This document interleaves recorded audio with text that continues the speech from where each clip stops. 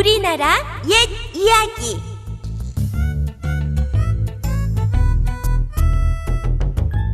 며느리감 시험.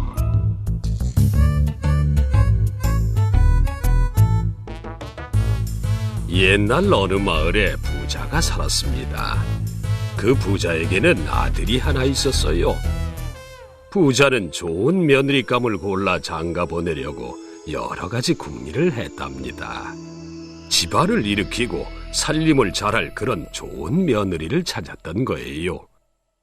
부자는 이 생각 저 생각하다가 좋은 방법을 하나 떠올렸습니다. 그러고는 서둘러 집을 한 채 지었어요.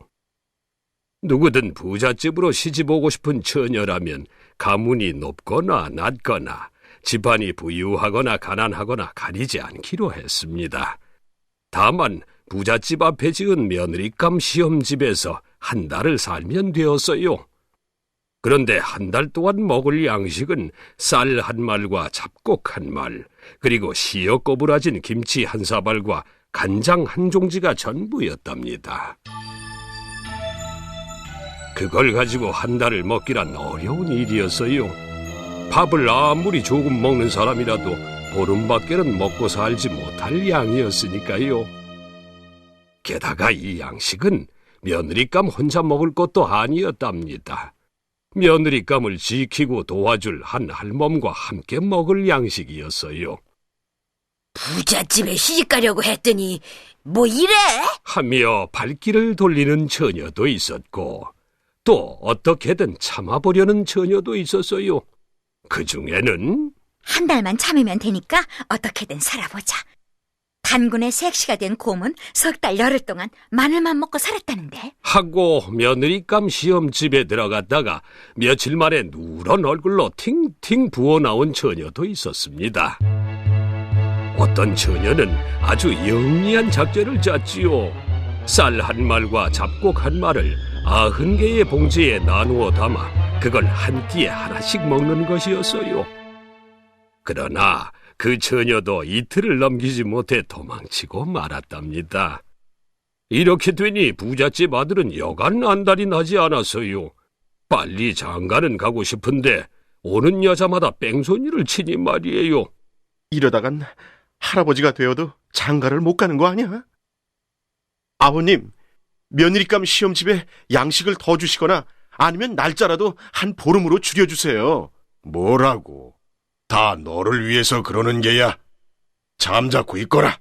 아버님, 이러다간 장가를 못 갈 것 같습니다. 잔소리 말고 기다리라니까. 조금만 참으면 참한 색시감이 나타날 게야. 어서 가서 내일이나 해라. 부자는 아들에게 호통을 쳤습니다. 마을 처녀들은 지독한 구두쇠집이라고 시집올 생각조차 하지 않았어요. 아들은 마음이 부글부글 끓었지만 아버지가 무서워 어쩔 수가 없었답니다.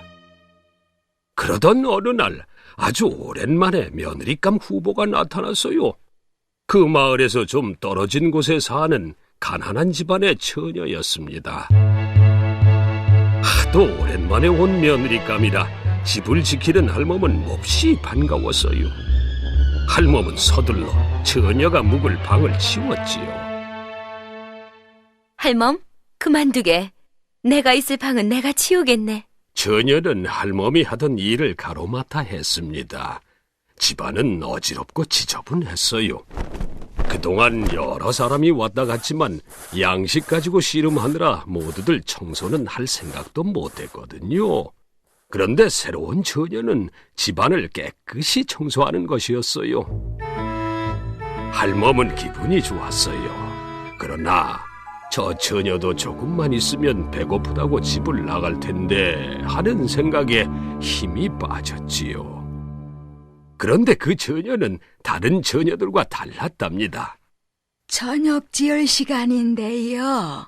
할멈이 열심히 청소하는 처녀에게 말했어요. 배가 몹시 고프니 밥을 많이 하게.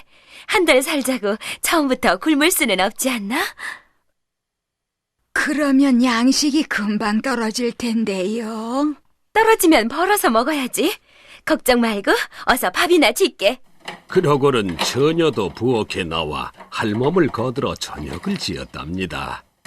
처녀는 일도 잘했지만 밥도 아주 맛있게 먹었어요. 반찬이라곤 김치와 간장뿐이었는데도 말이에요. 이튿날 아침 일찍 일어난 처녀는 할멈에게 일렀습니다. 난 이곳을 잘 모르니 할멈이 나가서 일감을 얻어오게.